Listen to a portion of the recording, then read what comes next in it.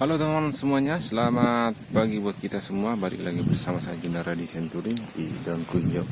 Nah, di video kali ini sahabat semuanya kita mau review dulu beberapa jenis pupuk untuk kita lakukan pemupukan.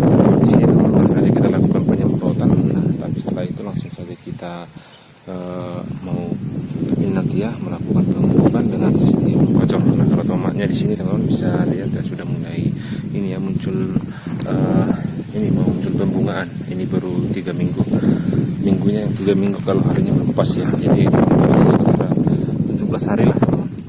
Baik sahabat semuanya, di pagi hari ini kita review dulu untuk jenis pupuk yang akan kita gunakan. Cuman karena di sini kondisi kamera depannya agak kurang bagus, saya lihat ini berembun, jadi saya bikin ini aja teman-teman ya, kamera belakang orangnya nggak nampak ya, nggak apa-apa, yang penting itu panduannya tetap saya berikan. Baik, untuk video kali ini kita menggunakan ini ya sahabat semuanya, ataupun mau review salah satu jenis pupuk yang bersifat kalsium ya, fosforon, yang kita gunakan untuk tanaman tomat. Baik, kenapa kita gunakan ini kita pertama kita bahas dulu ya teman-teman. Karena sekarang kan musim hujan, jadi perlu yang namanya unsur hara kalsium ya, supaya bisa menekan pertumbuhan itu bakteri ataupun cendawan pada tanaman tomat terkhusus ya, karena tanaman tomat ini lebih cepat dia terkena serangan jamur ketimbang tanaman cabai. Nah, oleh karena itu teman-teman kita gunakan itu kalsium kalau pas musim hujan ya, kalsium lah penggunaannya. Jadi kalau misalnya di musim kemarau itu kita tingkatkan unsur hara nitrogen. Nah, kita singkat aja teman-teman untuk mereview ini. Dari sini haikal namanya, ataupun haikal ataupun kalsium tinggi ataupun tambah boron. Jadi ini bisa untuk tanaman jeruk, coklat, kopi, kelapa sawit, kentang, padi, cabai, tomat, dan semangka. Oh ya, semangka misalnya, semangka maksud saya teman-teman. Jadi di sini anti rontok, anti layu plus susu ya. Kalau susunya susu apa nggak tahu yang ini ya, karena ini tidak pernah kita makan. Ini untuk makanan tanam-tanaman, ini produksinya Prima Gro Indonesia. Baik, saya jelaskan dulu teman kenapa ini menggunakan haikal tinggi. Nah, kadar analisanya di sini ini kalsiumnya sebagai CaO itu ada sekitar 48. Nah, sebenarnya lebih rendah ini daripada superkal. Kalau superkal misalnya kalau teman pernah beli atau perhatikan ataupun pernah lihat ini superkal itu dia sampai 96% itu kalsiumnya. Hanya saja di sana kan hanya kalsium, misalnya kayak tunggal lah, kayak urea lah misalnya 46%. Padahal kalau NPK itu paling tinggi 15-20 lah tinggi kali. Nah, sama teman-teman di sini juga udah tinggi kalsium tapi masih 48%. Nah, tambahannya di sini ada magnesium sebagai MgO itu ada 21%. Jadi kalau superkal itu udah nggak ada magnesiumnya. Terus ada boronnya di sini 5%. Ada bariumnya 0,38% dan SiO2 itu 1,83%. Nah, jadi kalau macam-macam dari kalsium itu cukup banyak ya teman. Ada kalau misalnya dari Bayer itu ada Basfoliar, Combistip ada. Kalau dari Merauke itu ada super Kalnit ya, ada Kalinit, ada Superkal, ada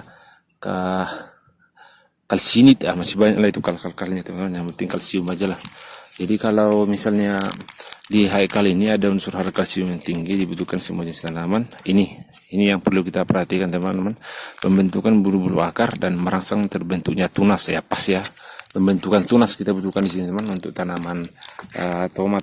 Jadi tomat di sini teman terlihat ada tanaman tomat, cabai, semangka, melon. Nah, kalau yang lainnya itu tidak perlu ya. Yang penting tomat dan cabai itu yang paling pas.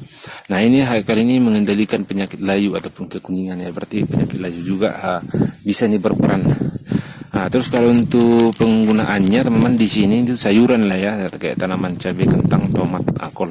Itu yang topnya. Jadi ini dosisnya itu 2-3 gram itu per liter kalau misalnya kita semprot. Nah, tapi kalau tidak kita semprot, istilahnya kalau penyemprotan satu tangki itu sekitar ya inilah 40-50 mililiter ya, ataupun gram. Jadi kalau misalnya ini kita tidak semprot ini teman-teman, melainkan kita kocor. Kenapa tidak kita semprot ya teman-teman? Karena ini bersifat alkali ya teman-teman, harus perhatikan.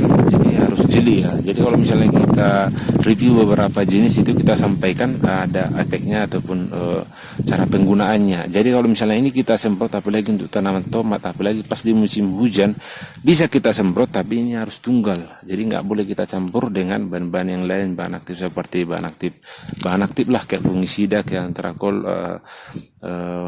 ya, bahan-bahan yang lain yang istilahnya bersifat bahan aktif ya, namanya juga fungisida, otomatis kan dia bahan aktif sama dengan insektisida kayak spermetrin, deltametrin.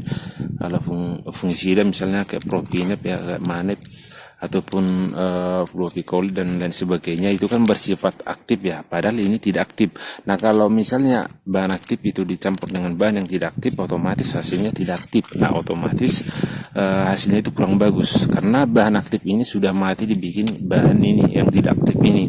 Makanya jangan dicampur teman-teman ya, karena udah saya tes nih, biarkanlah saya mengalami ataupun istilahnya menjadi korban lah di sini ya. Yang penting saya sudah sampaikan teman-teman, kalau misalnya bahan tidak aktif itu nggak boleh dicampur dengan bahan aktif, otomatis itu hasilnya tidak aktif ya. Jadi ini bisa merusak bahan aktif tersebut. Nah seperti itu teman-teman pengguna caranya. Jadi kalau misalnya kita semprot, ini aja kita semprot. Nah kalau misalnya penggunaan ini supaya tidak terlalu ribet, itu kita kocorkan aja. Karena misalnya di sini ada 3 gram itu per liter. Jadi kalau misalnya 30 gram itu 10 liter, kalau 300 gram itu 100 liter. Berarti kalau satu drum itu kira-kira 600 gram lah. Berarti ini bisa kita bikin satu bungkus saja, berarti 1 kilo. Nah kalau misalnya ini sekitar kita bikin aja setengah cangkir misalnya untuk satu lubang tanam. Jadi biar pas dosisnya teman-teman. Nah terus satunya lagi ya, ini kalau untuk tanaman perkebunan nggak perlu kita bahas ya, karena ini kita membahas ke tanaman-tanaman muda. Nah di sini teman-teman ada INB-nya ya, notebook ya, ataupun catatan kakinya. Haikal ini mengandung lem ataupun perata, agak sama lah seperti ini, kayak dekat lah masuknya ya. Nah di beberapa pupuk juga sudah pernah saya coba, kayak Baligro itu ya, ada gelnya itu, ada juga termasuk perekat di sana. Nah mungkin jumlahnya paling sedikit ya, otomatis kalau yang namanya perekat itu tetap saja lebih bagus kita bikin ya perekat langsung, kayak yang paling murah itu mantap, ada Sunfit itu ya, ada yang sedang ya, ada Kenagro yang standar, ada yang paling mahal itu Agridex ya, ataupun Agristik ya, itu udah sebagai perekat perata penembus, dan ya lah penembus itu yang paling mahal sekitar 100 ribuan lah 1 liter.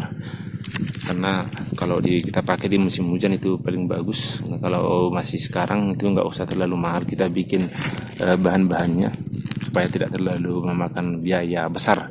Oke, selain dari mengandung lem dan perata, bisa berfungsi sebagai lem, perata, dan penyemprotan. Nah, setelah penyemprotan terlihat putih merata, maka penyemprotan sudah sempurna. Ya memang seperti itu dia teman-teman. Kalau misalnya kita semprot ini, karena udah pernah saya coba merek Superkal itu, saya semprot ya memang putih dia teman-teman, kayak susu. Nah, di sini juga sudah ada tulisannya plus susu. Nah, teman-teman udah ingat ya, jadi tidak perlu saya ulangi, tinggal videonya aja diulang-ulang kalau masih ada yang kurang lengkap.